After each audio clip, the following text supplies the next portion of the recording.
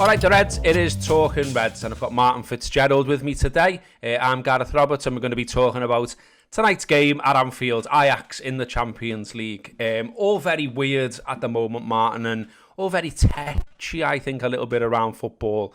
You know, there's a lot of injuries, obviously, for Liverpool. You've got the manager who's, very unhappy with broadcasting companies in the Premier League and the schedule, really.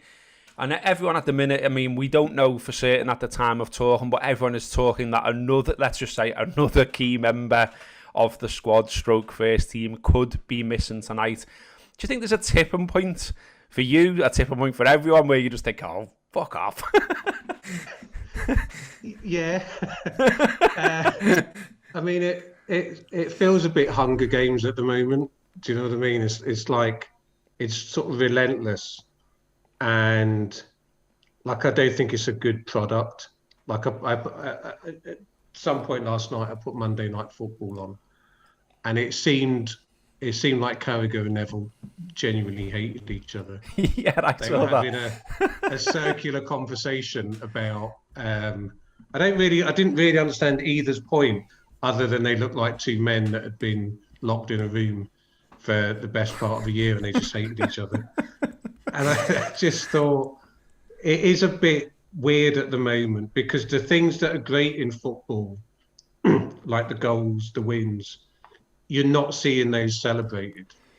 You're not seeing a big let off in the ground. You're not seeing happy faces. You're seeing goals scored in sort of isolation and empty stadiums. And then what you've got left is just an endless series of arguments, which it looks like everyone's being drawn into, Klopp included. And it just feels like it's just a big argument at the moment. Yeah, there is a bit of that. And everyone who's entered the ballot, though, is keeping the fingers crossed today to see if they can get in the ground at the weekend. We will have 2,000 in against Wolves in the Premier League. I mean, that's a start, isn't it, Martin? I think most people would agree that it's not ideal, it's not the dream and all that kind of stuff, but I was just thinking about it today myself, and I was thinking, even small things like seeing Home Baked open and seeing people go there, seeing Mick's shop, hat, scarf and a badge open and people being able to go there. Those little things that happen around the stadium as much as what happens inside the stadium, to see them stepping towards some kind of normality would be nice, wouldn't it? Yeah, and I think look, I mean, it is only 2,000, but it's been none. Yeah. Now since March, and you have to start somewhere. And in terms of the ongoing argument around football, I just hope that everyone that doesn't get a ticket is kind of generous about the people that do. We've seen many years of people moaning about how certain people get tickets when there's been 50,000 in the ground. And you don't want that multiplied now. It's only 2,000. So you just hope that everyone approaches that with a degree of generosity. Everyone wishes the people that are in the ground the best. And it'll just be, I mean, I don't quite know how they're going to kind of seat people yet, and whether people are going to, stick to that seating plan. I guess they have to, but it's going to look pretty weird, because you're just sitting on your own trying to make the noise of 1,000 people. But it's better than nothing, and it's a step in the right direction. And hopefully come spring or whatever, this all becomes much better in terms of people in the ground, and I think people forget what those people bring to the game. And I think it's no surprise now that we're concentrating on everything else, because it's just played in a vacuum right now. Yeah, absolutely. I think you're right as well, Martin, to sort of, recognise the process, recognise the difficulties of the process. I know, obviously, you worked in holding, sorting out major events and the ticking around major events for a long time. On this one, it sort of feels like whatever Liverpool did and however Liverpool did it, you will have someone who's naturally unhappy about it in one way or another. Like, it's a bit of a can't win situation, isn't it? So that being the case, I think you've just got to sort of say, look, this is weird, this is different, this is odd. The club can't get it right. There isn't a way to make everyone happy in this situation. Yeah, absolutely. And having spoken to a few, people within the game at various clubs, I think the first thing to understand is that, they've had less than 2 weeks to put this together. Right? It got sprung on them that they could have, a couple of thousand people in the ground. And then you're talking about a fairly complicated process, and it's different for each club, really. So, who do you sell the tickets to? Do you just put them on general sale? Do you put them on sale to season ticket holders? Where are you going to sit these people in the ground? When those people get through the ballot, you then need to instigate a sort of choose your own seat thing, because people don't get their normal season ticket. Lots of clubs have other considerations about, where people live. So if you're Liverpool or, Man United, maybe then does it make sense in the current climate to allow people outside of the local area to travel and get a ticket for that, game? So it's a really, really complex situation. And I think the thing to understand is that from a commercial point of view, it's neither here nor there for the clubs. It's a couple of thousand people. So I think you do have to be, patient, and you have to be generous. And it definitely is a time for people to think, well, it's not all about me. And I wish I could go, but I can't. There's only 2,000 people that can. But I understand that this is part of a process which at one point will allow me to go. Yeah, absolutely. And I know that Christmas in general is a time, I think, when we all sort of think about other people, and it's not just about yourself. And Liverpool are doing some great work in the community at the moment, and as ever, really. I think it's an area where the club has really improved. I had a chat earlier with Forbes, Duff, from the club. He's telling us here about what the club is doing with the community over Christmas. Okay, joined by Forbes Duff now from Liverpool.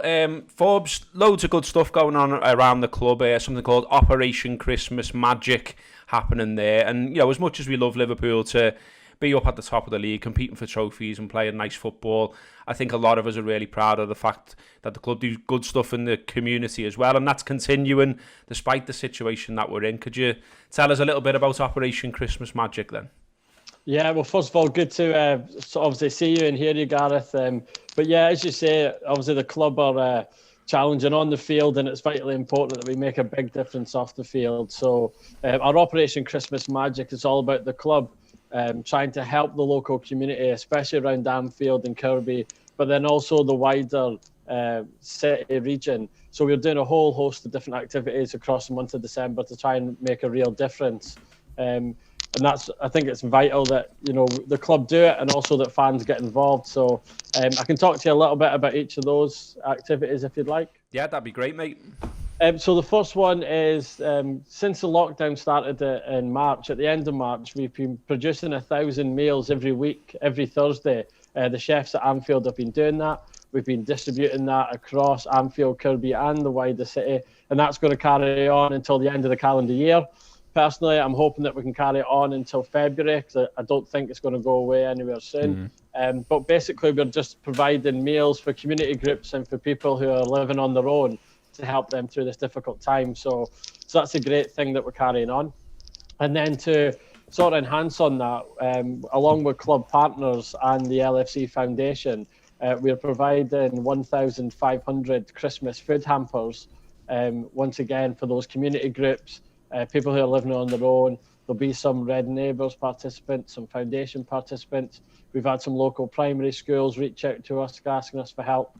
So we're hoping that along with the meals and these hampers, we'll be able to hopefully put a smile on a few people's faces that maybe would struggle, especially around Christmas.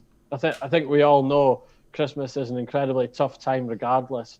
And now we're in COVID even more so. So we're hoping that we can share a little bit of love with them and let them know that, we as LFC are here to help where we can.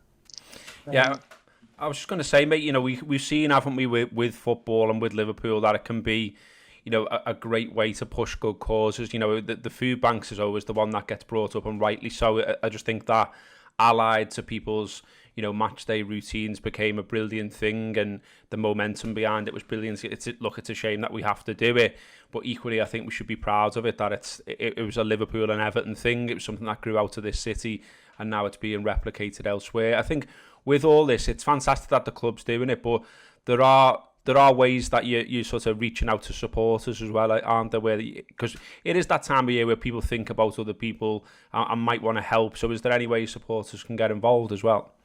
Yeah, definitely. So I think the main one at the moment is for Foodbanks.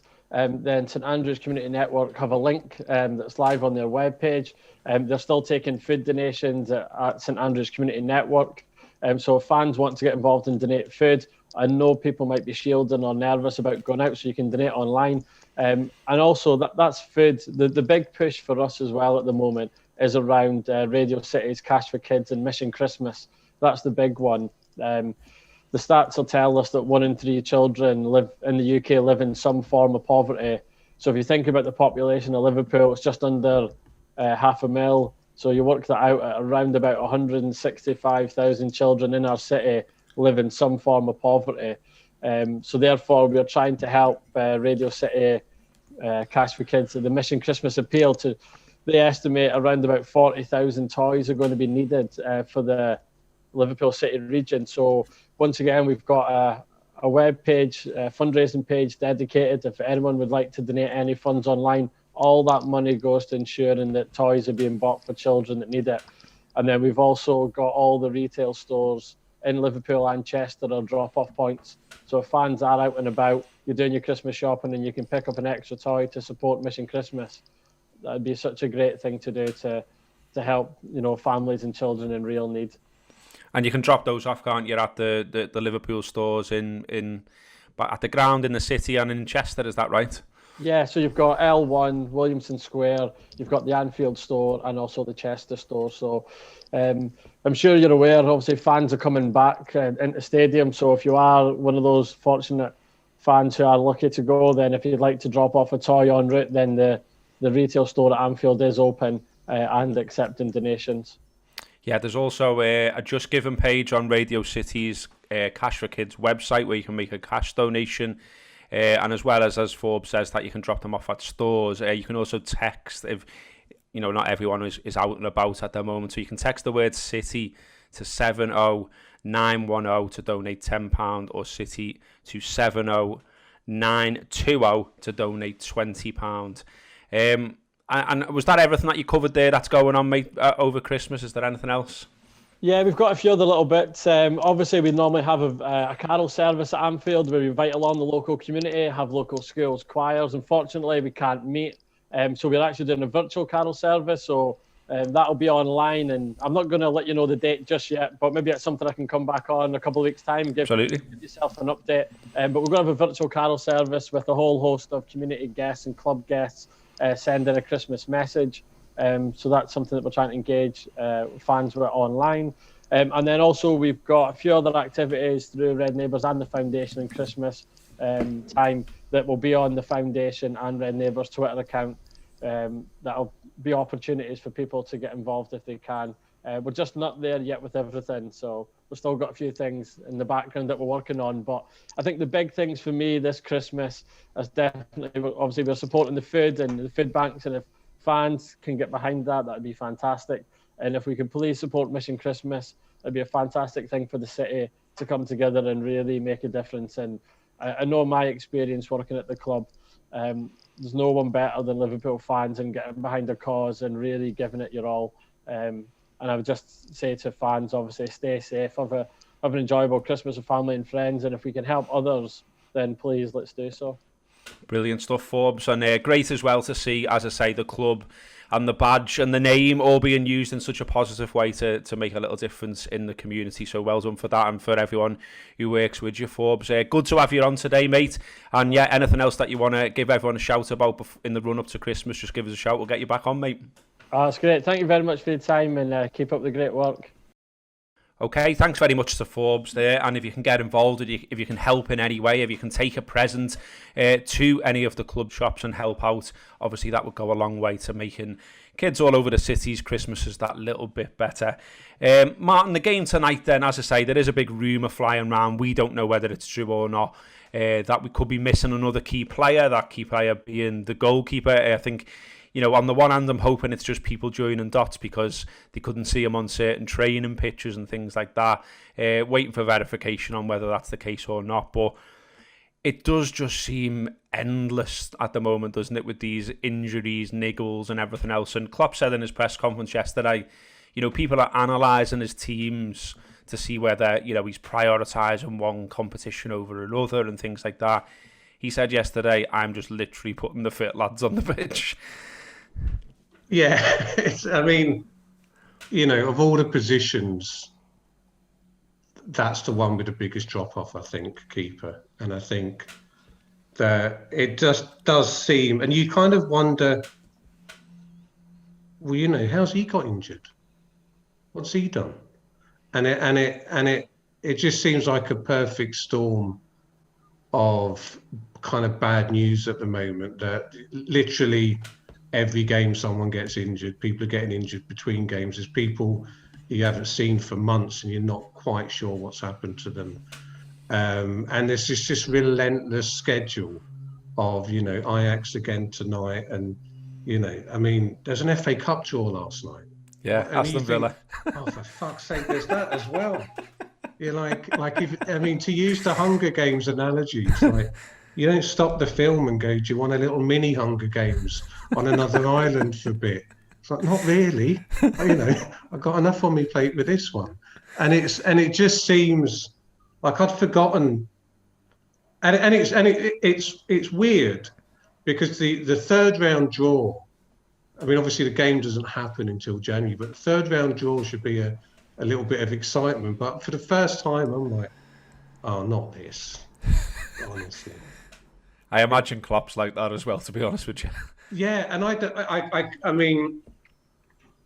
it'd be interesting to see what he does in the January transfer window, because, at this rate, the last game of the season is going to be, Andy Robertson playing rush goalie, with just him on the pitch against, just one centre forward, and it's you can't see how it's sustainable at the moment. But we just need to get tonight out the way, put that to bed, and then you've got the luxury of what seems like 5 days before a game of football on a Sunday night. Yep. It is all very bizarre. I think in the same draw as well, it's worth mentioning that local side, Marine, who we did go and see at the end of last week, we went and spoke to Dave Raven, formerly of Liverpool, now a centre-half for Marine. They managed to get through against Haverton and Waterlooville. It was a great game. It was on BT Sport. They've drawn Spurs.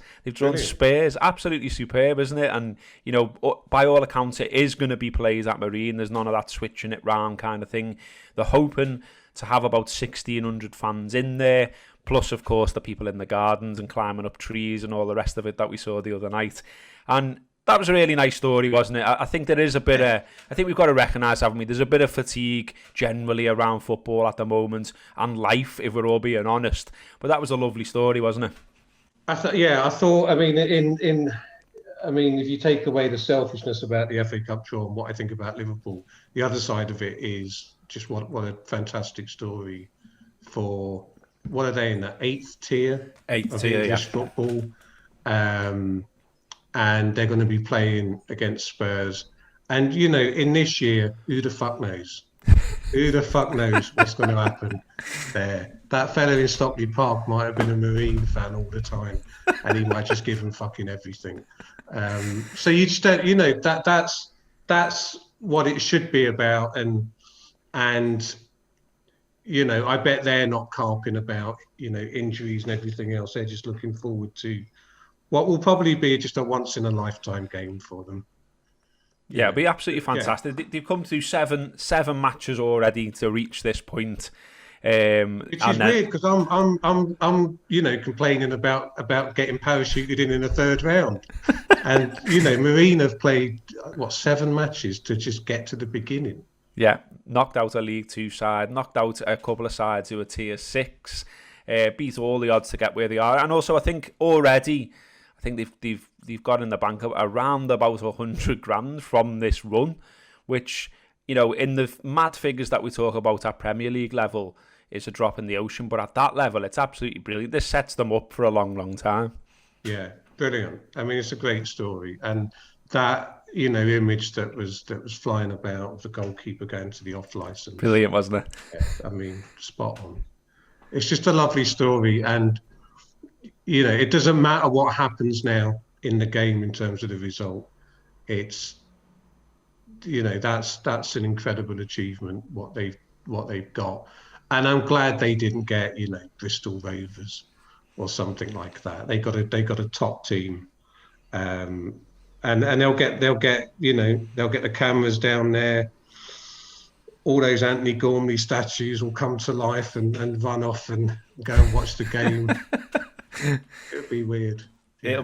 It'll be great. It'll be great, and I made up for them that they can have fans in there as well. On tonight's game, sort of the last one, Liverpool play without fans, and then obviously the transition over to the Wolves game where we'll have 2,000 in there. What are you expecting tonight? Because I haven't got a clue, to be honest with you, mate. We did a preview show yesterday. We went through it all. We went through all the permutations, and it was just like, I don't know what he's going to do. Because it does just seem to be like, sort of walking into a room and going, right, well, who's all right to run? Okay, you're in. Yeah, I don't think this team's very good at, playing for a draw. And I think he just needs to commit, kind of wholeheartedly to winning the game. And I'm not saying that wasn't the case against Atalanta, but there did seem to be an element of saving themselves for the weekend. So I think the hard thing about the team at the moment is, and the kind of way the injuries have happened, is that we're kind of top heavy. That you got Jota, Mane, Firmino, and Salah fit, but you're going to be playing. You're going to have kids in defence, and possibly one of those on the bench. And I think it might just be a case of just trying to get your best 11 players on the pitch. That might mean a few square pegs in round holes, but you've just got to try and outscore Ajax, I think. And that might mean we let a few in, but I think you just need to outscore them. Which, of course, spoiler alert, you need to do that in every game of football. I think the approach tonight is just, we have to get as many of our best players on the pitch. Trying to score goals, and I think the balance of the side might be off because of that, but that's the gamble. Yeah, I mean, it can feel a little bit gloomy just to finish up, but I was thinking about the team before, and as you rightly point out, we are sort of top heavy. We've got a lot of attacking talent there. I mean, you could see a side though with sort of Matip and Fabinho potentially at centre half. You could see Robertson left back, Nico likely in at right back again. And then maybe a midfield sort of, Wijnaldum, Henderson, Curtis is available there. And then a front three. So, it's sort of... that's a great side. Exactly. That's all right, isn't it? That's a great side. And you have to put all of this into context. We're, joint top of the league. We got, 9 points from 4 games in the Champions League. I know it feels like... a bit of a slog at the moment, but it could be a lot worse. We could be mid-table and we could be struggling in this competition. And when you read the, I mean, what you have to remember about the people that are injured is obviously they can't play anyway, so there's always no point thinking about them. And you look at that 11, and it's a great side. That 11 should win. You just also want that 11 to be available with maybe a few additions for Wolves, and you don't want anyone else to pick up any injuries. That's the thing. Yeah, it's fingers crossed. You don't want that prick in wherever the Champions League VAR bloke is getting involved in stuff again. Where is he based? Don't know. He can't, not Stockley Park. They can't be in each other's bubble, can they? That's weird. Stockley Park fella's just there on his own, isn't he? As we discussed on the post-match pint that time. Let's not go down that road again. Well, whatever happens tonight, we'll be there. We'll be doing a post-match podcast, post-match show, stuff on the website and stuff on the socials as ever. So look out for all of those things. The Anfield wrap. Liverpool do just need a point tonight against Ajax to make sure that they are through and qualified into the next rounds of the Champions League. And then we can call Midtjylland a dead rubber and we can play whoever we like in that game out in Denmark. So fingers crossed for the Reds. Stay with us at the Anfield wrap as well. Help out the club with those charity appeals if you can as well, please. And thanks very much, Martin, for coming on today. Been great to talk to you, mate. Anytime. That has been Talking Reds from the Anfield wrap.